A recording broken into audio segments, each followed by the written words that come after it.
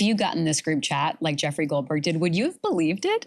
You're at the grocery store, you're at, wherever you might be, and you get this, that probably would also make me think that this was not real. I personally would have reported it to our security team here at the Washington Post, who investigate email scams. Somebody's phishing me. And Look what happened. Is this crazy? We stand on the verge of the 4 greatest years in the history. Make America great again. How can you be against it? It's the group chat heard round the world.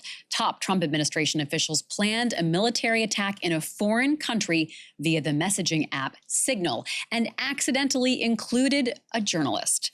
This is Sidebar from the Washington Post. I'm Libby Casey, joined by my journalistic colleagues, Rhonda Colvin and James Hohmann, who are in all of my group chats, but you guys know that you're there.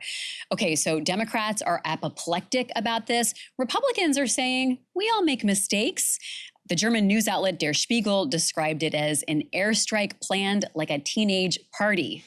And in an extraordinary hearing today that Rhonda was at, top national security officials went before senators to talk about worldwide threats. And the Democrats were like, the call is coming from inside the House. Like, you guys are the threat. So today on Sidebar, we'll talk about that. We'll also look at the Trump administration's claims of being open and transparent. They just released last week some previously redacted files about JFK's assassination. But just how transparent is this administration really? Let's start with what we know about the most infamous group chat like ever, which is saying something. James, dive in to what happened to Jeffrey Goldberg. So he's the editor-in-chief of The Atlantic, pretty outspoken critic of Trump and the administration.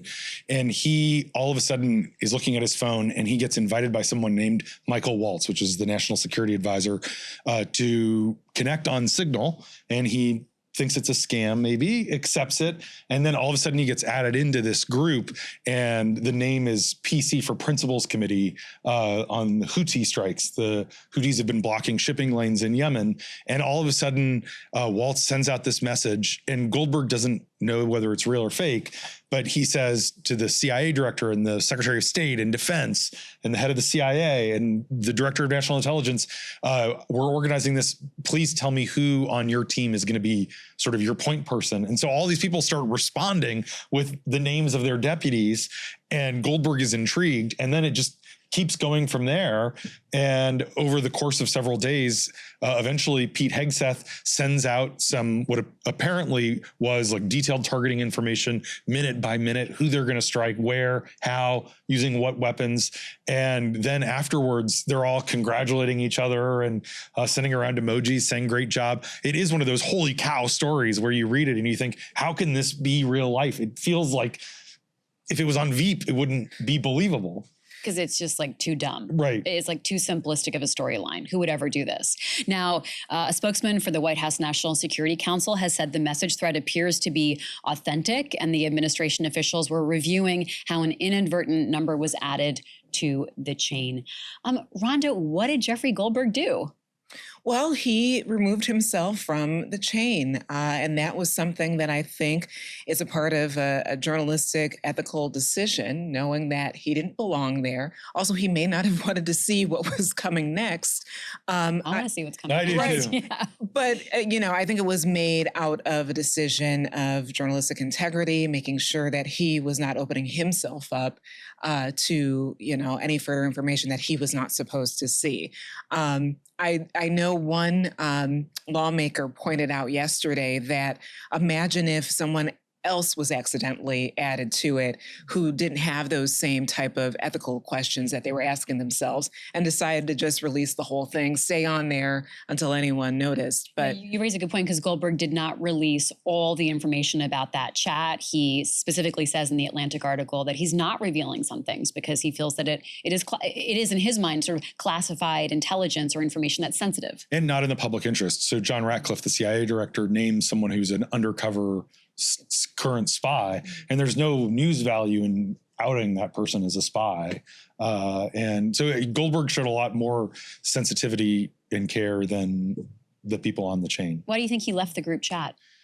I don't know. I mean, I think that there obviously was a lot of sensitivity to potential legal issues.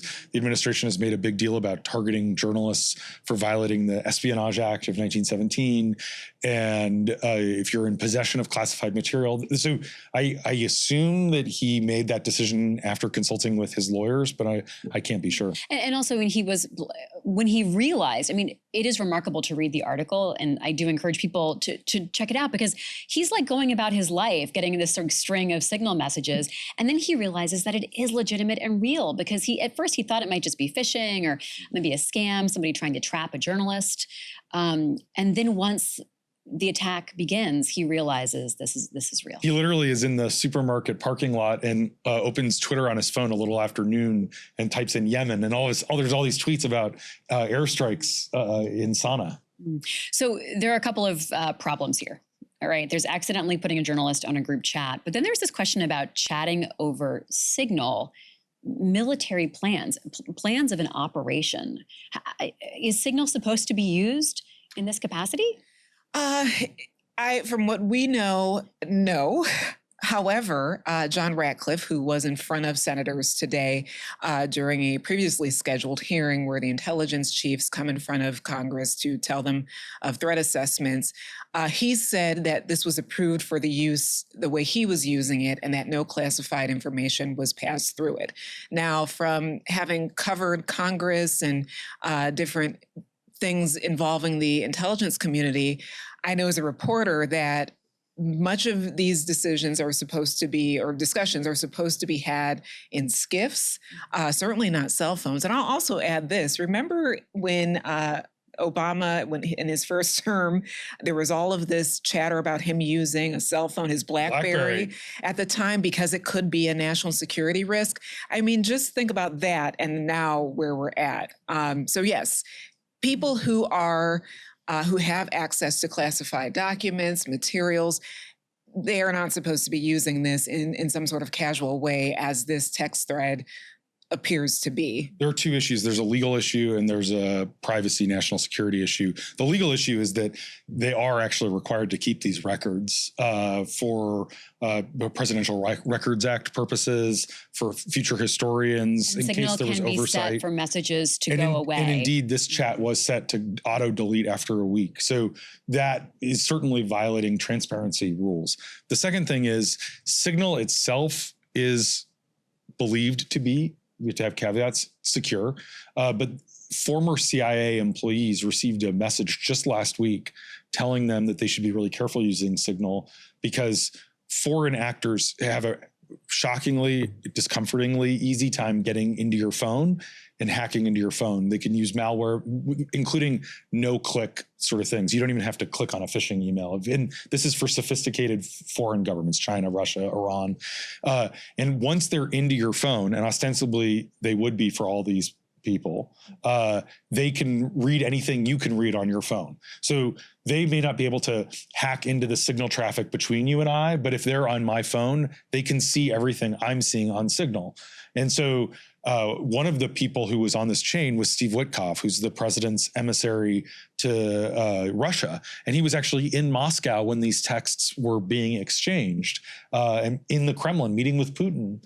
And you can be reasonably certain that the Kremlin made an effort to get into his personal phone while he was in Russia, using Russian networks, using Russian Wi-Fi. And so in that case, theoretically, the Russians could then have read all of this in real time. So that's, I think that, you know, it's why people are like, oh, Signal's safe, but it's not necessarily safe. There's also human error. Everything from leaving your phone sitting out somewhere where someone sees it to putting the wrong person on the group chat. And it seems like, Rhonda, Republicans have been focused on the question of like Jeffrey Goldberg getting into the group chat and that being like the drop ball. They seem less fussed about the use of Signal at this point. Is that fair to say? It is fair to say, but that's also a hard argument to make because he, as we were just saying, he did voluntarily leave. The National Security Council has also said this appears to have been this credible text thread among these folks. So to say that it was Goldberg's fault or he somehow got into it, that doesn't appear to be true. Or even just that it was a mistake to add him in and they'll look into that. But that's getting distracted about who's been included in the group chat and not focused on the function of having the group chat. Yeah, exactly. Kind of diverting attention to that part of it.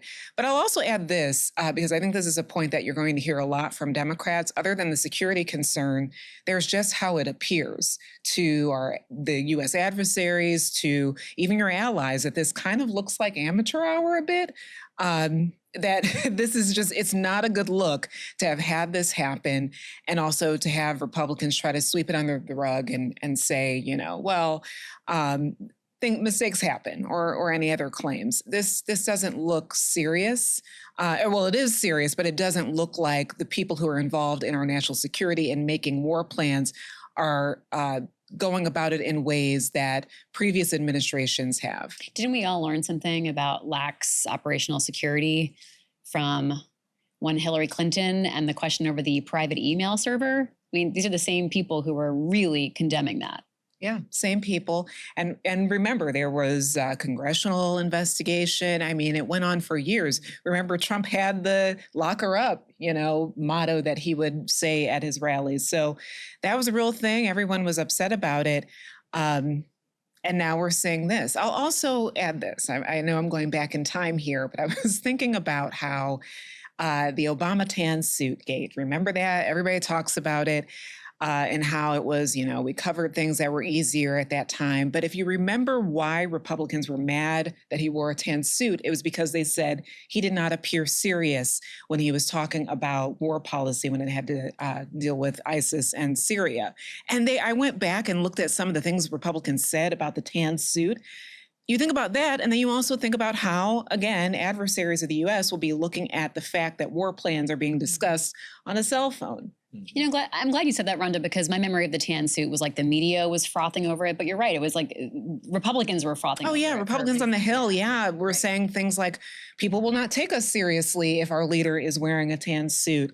And now you have this. So Der Spiegel saying it's like a bunch of teenagers, basically. James, who is in the doghouse? Mike Waltz. And it's interesting because there are frustrations with Waltz inside. Inevitably, this happens with the National Security Advisor because they play the coordinating role where they are basically supposed to be an honest broker who's bringing in the secretaries of state and defense and CIA, and they're sort of taking all their views and coordinating it and bringing it to the president. And so Mike Waltz has rubbed some people the wrong way. He's been seen as a little imperious by these people. I'm not saying he has been. And he also is more of the traditional internationalist wing of the party. And so I think that kind of the isolationist types, the Vance world types, they see an opportunity to fell or sideline Mike Waltz. Obviously, it was a huge screw up by him. He appears to be the one, or his team, his spokesperson, Brian Hughes, putting this together. Initiating the chat. But then Hegseth is the one who puts let's talk about Pete Hegseth. So I think Hegseth is the one who obviously puts the really, really sensitive material in there. So Defense Secretary Pete Hegseth. Yes. And that is bad because it just makes him look unserious. She's the word that I think is totally right. And so Trump has come out and said Mike Waltz has learned his lesson. He expressed confidence in him, said he's going to keep his job. It doesn't appear any immediate heads are going to roll.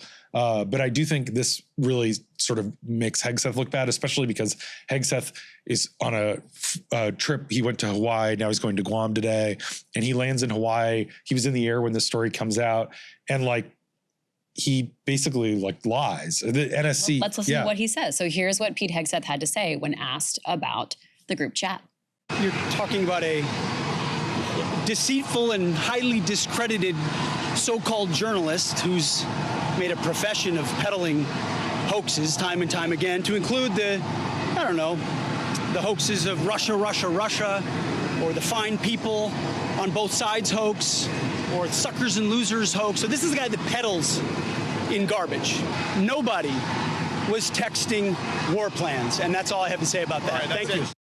Defense Secretary Pete Hegseth directly contradicting what the White House has said about the veracity of these messages, and then attacking Jeffrey Goldberg. And it frankly, it underscores the reporting that he was criticizing. Jeff Goldberg has had a lot of great reporting and cover stories in The Atlantic about Trump calling veterans suckers and losers, and Trump has always denied it. And so when you have someone coming out and flatly denying something that other people in the administration have confirmed to be true, it does sort of give credence to the other reporting that they're going after. We as also well. heard Trump say find people on both sides. Right. That's in reference to Charlottesville, Virginia. Right.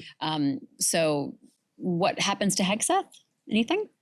Sighs and silence. I mean, the administration's standing behind him at this point fully. Right. I think it's actually one of those questions that people were asking when he was confirmed, because he was confirmed basically in a tie where J.D. Vance had to come in and break the tie in order for him to get the job. So he went into this not being a very popular candidate for this job. And Republicans as well as Democrats have said that he is perhaps not the person for this role. So I think there's always been question marks about Hegseth, his future, if he will last the entire 4 years. I don't know the answer yet. I think we'll also perhaps learn more if you hear more outcry about this, if there are deeper investigations, if something else happens that's similar to this. We'll have to see. I don't know. Back to the doghouse, J.D. Vance, vice president, in the chat seems to critique or have a different opinion than President Trump.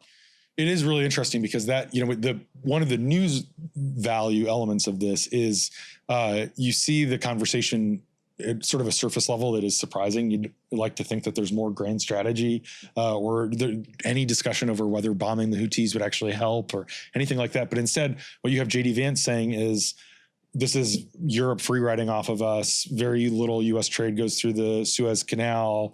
I don't think that this is consistent with what the president is saying he wants on Europe. And basically everyone else saying, no, the president, including Stephen Miller, in a meeting, he greenlighted this. This is the direction that he wants to go. And then Vance basically saying, well, Pete to Hegseth, if you think this is the right thing, let's do it. But also try to protect the Saudi oil fields in advance if you can. So it's a window into Vance being privately pretty similar to what he is publicly. He's not sort of broken with the president that way, but being very, very skeptical of foreign intervention, but also kind of breathtakingly negative toward Europe and our allies, which Hegseth is too, saying, I hate the Europeans just as much as you do, and we're going to find a way to make them pay for this. They really trash talk Europe and show this great disdain. And one thing that our colleagues pointed out, reporting led by Ellen Francis and a team, that experts said to them, this shows that disdain for Europe isn't just posturing. It's not just a negotiating tactic, that the private messages revealed these people actually feel this way, which is really interesting. It's hugely at odds with the whole post-war era. I mean, it is a pretty dramatic break. And you're right. It's not just, pay more for your defense. Mm-hmm. They really do want to actually sort of make Europe defend itself. That is a dramatic change in statecraft. So, Rhonda, you were at this hearing today on worldwide threats. Did it feel partisan? How were Democrats approaching it versus Republicans? Yeah, I've covered this, several times. It's an annual hearing. The intelligence community puts together a report. Anyone can read it. You can go on the committee's site and see the report. Usually it's very bipartisan. You see similar questions on both sides of the aisle on, threats that are coming from China or Russia. But this time it does feel as if Republicans may have added some of the talking points that they ran on in the last election and often talk about. For the first time, added to the report was mentioned that the opioid crisis and drug cartels are an emerging threat to national security. And that's something that Senator Cotton, who is the chair of this committee, a Republican, he said that he made that his focus in his opening remarks and his questions. But then you had Democrats, they were already with questions about this text group. I mean, the timing is remarkable. Yeah, and right? I believe I've said it, but I should say that this was scheduled prior to our awareness of this text group. And Jeffrey Goldberg published his article based on when the strikes happened in Yemen. So it wasn't like this guide. This is just how it has all proceeded, and the timing is remarkable. Yeah. The other thing, you're right about fentanyl and overdoses. That was notable, and they took out all the references to climate change that have been in the document in the past. This is the 12th report of the threat assessment. All the 11 before mention climate change and migration due to climate change as a worldwide threat. This did not. So that also shows you, even in other administrations, Republican administrations as Including well as Trump's. Democrat, right, that was an issue, and now it's not. So Democrats asked these questions of these intelligence leaders about the Signal text messaging chain. Let's listen to an exchange between Tulsi Gabbard, head of DNI, and Virginia Democrat Senator Mark Warner. There was no classified material that was shared in that. So then Signal if there was no check. classified material, share it with the committee. You can't have it both ways. These are important jobs. This is our national security. So they were saying in there that the text string did not have classified information, James? It's wild. It's possible it's been declassified and that they got, but it's totally absurd that pre-decisional material about strikes and targets. And you heard that in the Hegseth clip we watched too, where he says we didn't discuss war plans. If those aren't war plans, I don't know what would be. And of course, this is classified material, but this gets at the trying to be too cute by half, and I think Warner really called their hand. Warner is in cycle. He's up for re-election next year in Virginia, which has more federal workers than any other state.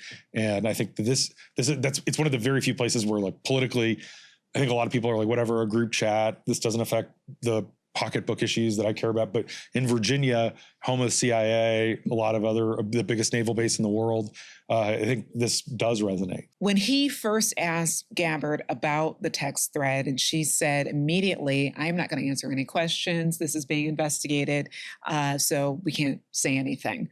John Ratcliffe tried to come in and say his views on it, but I noticed that Gabbard she wasn't playing ball here. But that clip that you just played was later on in the hearing, showing that when pressed, they're going to have to answer for what's going on. So if Democrats on the Hill keep pressing, if you see any sort of public outcry that this is, dangerous and it looks very concerning for the U.S., you may see that this becomes a bigger issue and isn't that easy to, sweep under the rug. Well, here's one of those narrative shifting moments, releasing the JFK files. We'll talk about transparency and the Trump administration when we come back. This is Sidebar from the Washington Post.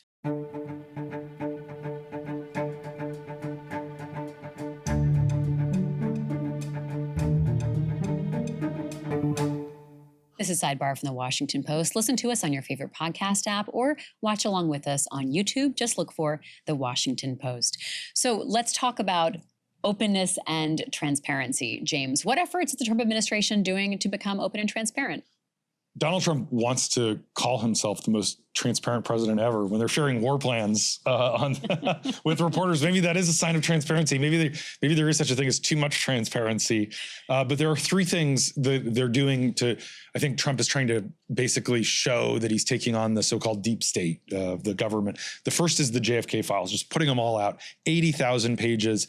And we frankly saw why last week a lot of this had been held on to. A lot of what had been redacted was people's social security numbers, including many people who are alive. The Post had a great story on Sunday about a guy who discovered his grandfather had been helping the CIA and he had no idea. One of the documents was about a CIA officer provisioning a prostitute for the King of Jordan's father during a visit to the U.S. decades ago. Awkward stuff. And all sort of ended up in this dragnet of files related to JFK. The next two things are Trump really wants to put out all of the Martin Luther King Jr. files. So they collected, it's one of the darkest chapters in FBI history. They did all these illegal wiretaps and they have recordings of him having extramarital affairs. And Trump wants to just put it all out there. The King family is fighting this, and so are civil rights groups saying this will really embarrass and undermine Dr. King's legacy. And Trump says, I don't care, put it all out there. And then the third thing is the so-called Epstein files.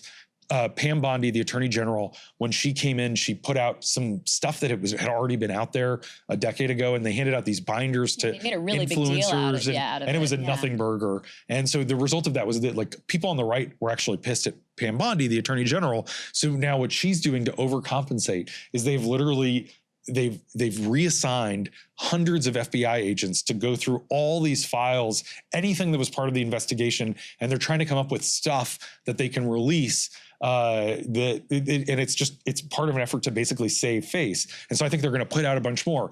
So all of that is happening, and it creates this impression like, wow, Trump is being really transparent.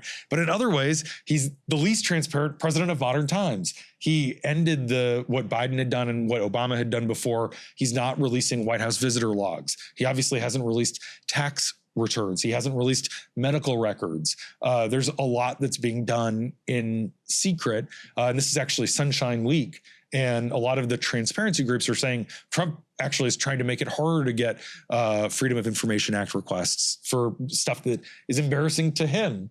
So there is some transparency. I would argue it's not the right kind of transparency. We have to just also say the word Doge, because there's been such a lack of transparency over what Doge is doing, what they're targeting, who they're going after, which agencies and organizations within the government they're trying to shut down. And then their claims of where money's being saved are constantly having to be fixed and repaired because they have not been accurate. I'm so glad you mentioned Doge, because there's been some great reporting about how they were initially putting all these so-called savings online, and then people were like, these aren't actually savings. This was a contract that ended 20 years ago. And so they've really stopped doing a lot of that because it was showing that their claims weren't being backed up by reality. I have to ask about one more thing happening this week. The vice president's wife, Usha Vance, is going to Greenland. Rhonda, why is she going, and what is this all about? Well, she, in her statement, says it's for learning the culture. She is taking one of her children with her. I believe they will be viewing the dog sledding. Should we listen to some of what she put out on Instagram? Should. Okay, let's listen to the Second Lady of the United States. Hello. I'm so excited to share that I'll be visiting Kalaalleq, Greenland, next weekend. I'm particularly thrilled to visit during our national dog sled race, which our country is proud to support as a sponsor. I've been reading all about it with my children, and I'm amazed by the incredible skill and teamwork that it takes to participate in this race. I'm also coming to celebrate the long history of mutual respect and cooperation between our nations, and to express hope that our relationship will only grow stronger in the coming years. I look forward to meeting many of you soon, and to learning from you about your beautiful land, culture, and traditions. See you soon. Okay, Usha Vance. It's an awkward video, I'm not going to lie, but she's trying to be warm and communicate to the people of Greenland. They are not happy, Rhonda. They aren't. And I think we heard some of the most direct statements that we've heard from the Prime Minister and other government officials with Greenland. He's saying, in fact, I have the quote here that stood out to me. We are now at a level where this cannot in any way be characterized as a harmless visit from a politician's wife. The only purpose is to demonstrate power over us. And he had other statements to say that this is an aggressive move. Mike Waltz, as we talked about him earlier, he is also scheduled to go. Mike Waltz is in the doghouse. What do? You send him to Greenland. Right? Yeah. Dog sled, yeah. A nice vacation off the grid, right? Yeah, so it appears that the administration is downplaying this as, we're just sending some folks to learn a little bit about the culture.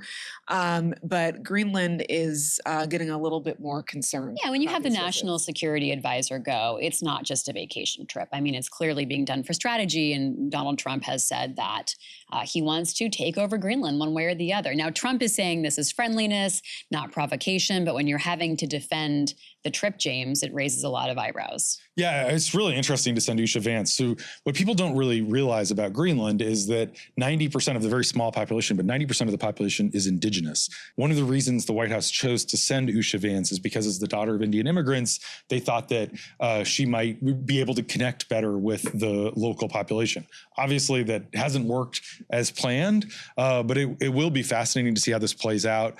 And I think the Danes are quite nervous. Denmark controls Greenland. The Danes, honestly, freaking out about what Trump wants and what are they going to do to try to fix this. The people of Greenland have a saying, nothing about us without us. And the idea is Denmark shouldn't be doing things about us without consulting us and involving us. And certainly the United States, half a world away, should not be making decisions that don't involve us. So we'll be watching what could be a really joyful educational trip for Usha Vance and one of their children. It may turn out to be a lot more electric and people focusing on it and watching it very closely. in a way that usually second lady trips aren't probably focused on so much, James.